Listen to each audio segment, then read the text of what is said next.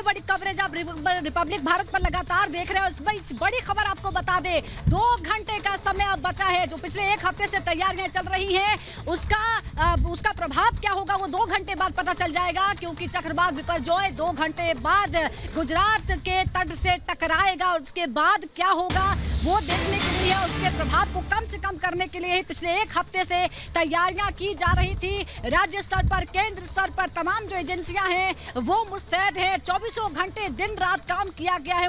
उन इलाकों की पहचान की गई है जो सबसे ज्यादा सेंसिटिव है, जिन पर सबसे ज्यादा खतरा है, उन्हें इवैक्यूएट कराया गया है। जिन लोगों को मदद की आवश्यकता है उन तक मदद पहुंचाई गई है। लोगों को निचले इलाकों से निकालकर करीब 1 लाख लोग हैं जिन्हें इवैक्यूएट किया गया है, सुरक्षित ठिकानों पर पहुंचाया गया है। उन्हें शरण जो है वो दी जा रही है। शेल्टर होम्स में खाने पीने का इंतजाम है, रहने सोने का इंतजाम है, राशन जो है वो रखा हुआ है, क्योंकि जब तूफान टकराने के बाद ही ये पता चलेगा कि उसका प्रभाव क्या होगा। या हम कल ही ये तस्वीरें आपको दिखाएंगे कि क्या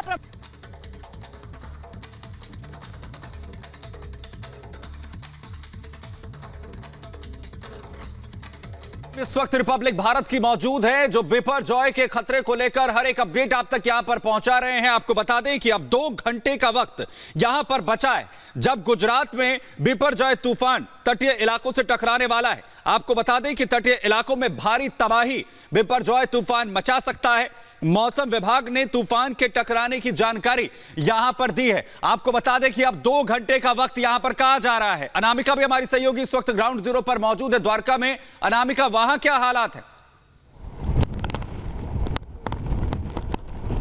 यहाँ पर हालात देखिए बहुत खराब है और लगातार मौसम भी खराब हो गया है। सुबह से ही बारिश हो रही थी, लेकिन अभी ये जो बारिश हो रही है ये वाकई में डराने वाली बारिश है, क्योंकि इस बारिश के चलते, खराब मौसम के चलते ये देखिए पेड़ों का हाल किस तरीके का हो गया है। किस बात का अंदेशा, जिस बात को लेकर लगातार ये कयास लगाए जा रहे थे कि ये जो मौसम है ये बहुत तूफानी मौसम है और बहुत तबाही करने वाला मौसम है, तो इन हवाओं के चलते देखिए पेड़ का ये हाल हो गया है। इसके अलावा जो मंदिरों पे जो पटाखे लगे हुए थे वो पटाखे फट गए हैं। कुछ जगहों पर मंदिरों के ऊपर जो झंडे लगे हुए थे वो झंडे भी निकल गए हैं, इनको बहुत नुकसान पहुंचा है। और अभी यहाँ पर पेड़ का ये हाल हो गया है। और अभी ये हाल तब है जब यहाँ पर आसपास के इलाकों में कोई शख्स नहीं दिखाई देगा, आपको कोई इंसान नहीं दिखाई देगा, क्योंकि यहाँ पर जो है लोगों को खाली करवा लिया गया है।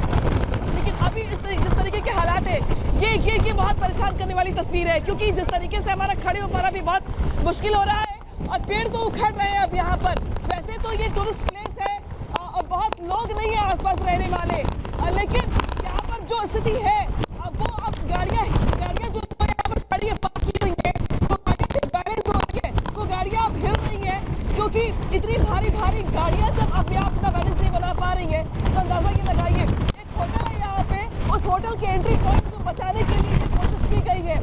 इस होटल के एंट्री पॉइंट को बचाने के लिए ये कोशिश की गई है ताकि इसके शीशे ना टूटे, क्योंकि ये होटल बहुत पास में है समुद्र के, और इसीलिए इसको बचाने के लिए ऊपर से शैडो देने की कोशिश की गई है ताकि जो हवा का प्रेशर उसके चलते यहाँ के शीशे ना टूटे।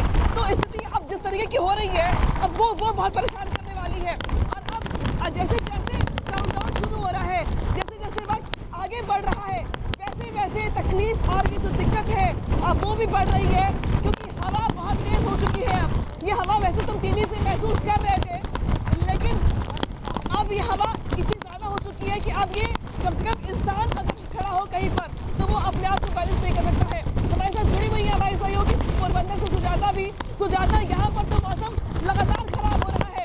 अनामिका, आप अपना ख्याल रखिए। जो हम हालात वहां पर लगातार देख रहे हैं, किन कंडीशंस में लगातार हर एक जानकारी अनामिका हम तक पहुंचा रही है, उनके पास वापस जाएंगे। सुजाता भी हमारे साथ यहां पर बनी हुई है। सुजाता, तस्वीरें हम लगातार देख रहे हैं कि द्वारका में क्या हालात है, वहां खड़ा होना भी मुश्किल हो गया है। अब आप जहां पर मौजूद हैं वहां पर किस तरीके से प्रिकॉशंस लिए जा रहे हैं?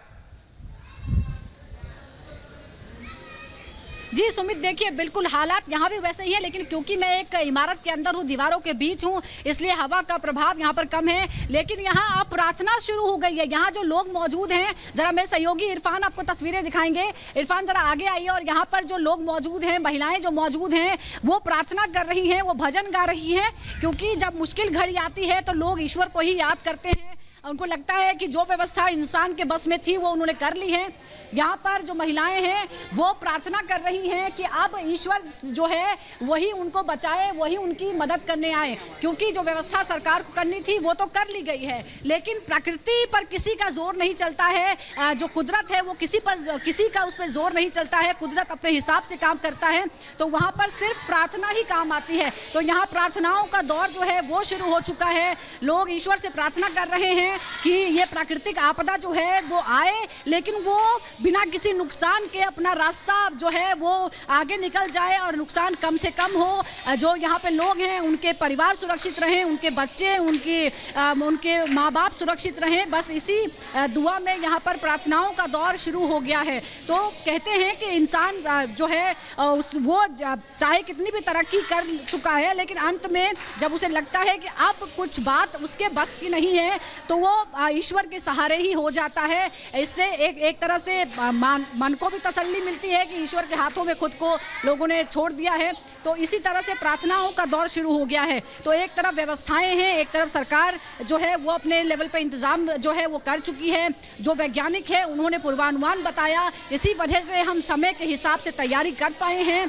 तो साइंस और दुआ दोनों ही यहाँ पर आपको दिख रही है। एक तरफ मौसम विभाग का पूर्वानुमान जो हमारी मदद कर रहा है ज़्यादा से ज़्यादा इंतजाम करने में, दूसरी तरफ दुआओं का दौर भी जारी है कि प्राकृतिक आपदा जो आई है उससे कम नुकसान हो, कम से कम किसी की कम से कम जान न जाए। ये सबसे बड़ा बहुत ही महत्वपूर्ण होगा और ये बहुत बड़ी उपलब्धि, बहुत बड़ी कामयाबी होगी अगर ये चक्रवात किसी की जान लिए बिना ही चला जाए।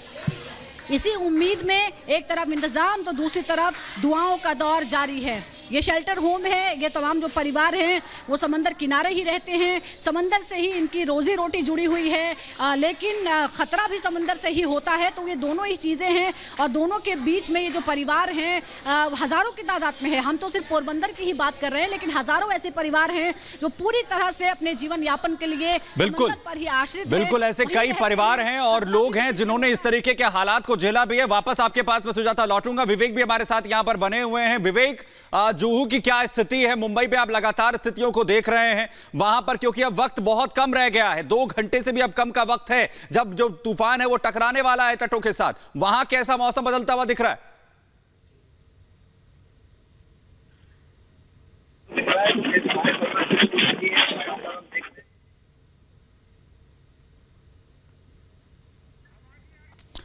चलिए चलेंगे विवेक के पास। आप समझ सकते हैं हमारे जो तमाम सहयोगी इस वक्त ग्राउंड जीरो पर मौजूद हैं, हर एक तस्वीर आप तक दिखाने की कोशिश कर रहे हैं, लेकिन टेक्निकल चीजें भी कहीं ना कहीं प्रभावित होती हैं जिस रफ्तार के साथ बिपरजॉय आगे बढ़ रहा है। क्योंकि अब मौसम विभाग की तरफ से साफ कर दिया गया है कि 2 घंटे से भी कम का वक्त है यहां पर जब यह बिपरजॉय तूफान तटीय इलाकों से टकराने वाला है। और आप लगातार देख रहे हैं हमारे तमाम सहयोगी कैसे आपको तस्वीरें इस वक्त दिखा रहे हैं, उनका खड़ा होना भी वहां पर अब मुश्किल हो रहा है। हालात अब ये हो गए हैं कि वहां पर खड़े होकर उन तस्वीरों को दिखाना नामुमकिन होता हुआ दिखता है और इसीलिए जो तमाम प्रिकॉशनरी मेजर्स हैं वो लिए गए हैं। हालांकि बिपरजॉय तूफान को लेकर लगातार केंद्र की तरफ से भी हर एजेंसी को जो है पहले से अलर्ट जो है वो किया गया था। और आप इस वक्त ये जो तस्वीरें देख रहे हैं ये हैं गेटवे ऑफ इंडिया की मुंबई से यह तस्वीर, और आप इसे समझ सकते हैं कि गेटवे ऑफ इंडिया से जो अमूमन समुद्र तल का जो स्तर रहता है वो बेहद नीचे रहता है, तकरीबन 7 से 8 फीट 9 फीट तक जो समुद्र तल है वो रहता है। और अब आप ये जो तस्वीरें देख रहे हैं ये देखिए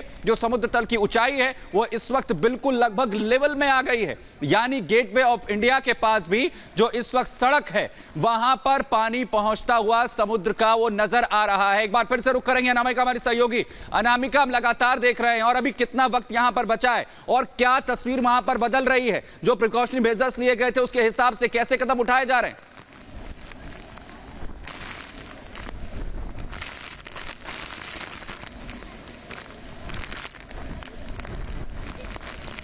अनामिका के पास यहां पर चलेंगे। अमनदीप हमारे सहयोगी इस वक्त बाड़मेर से हमारे साथ यहां पर जुड़ रहे हैं, सुजाता भी हमारे साथ लगातार यहां पर बनी हुई है। हर एक जगह से वो तस्वीर जो आपको देखनी चाहिए बिपरजॉय को लेकर जिस तरीके से अलर्ट जारी किया गया है, हम सीधा यहां पर इस वक्त अमरेली गुजरात से तस्वीरें हम आपको दिखा रहे हैं। समुद्र पूरी तरीके से उफान पर है, हवा की जो रफ्तार है वो 150 किलोमीटर प्रति घंटे के करीब है और वक्त अब वो करीब आ चुका है जिसे लेकर लगातार अलर्ट जारी किया गया। सावधान रहने के पूरी तरीके से निर्देश दिए किए गए हैं। तमाम एजेंसियां पूरी तरीके से अलर्ट पर हैं, चाहे कोस्ट गार्ड की बात करें, एसडीआरएफ, एनडीआरएफ की बात करें, नेवी पूरी तरीके से अलर्ट पर रखी गई है।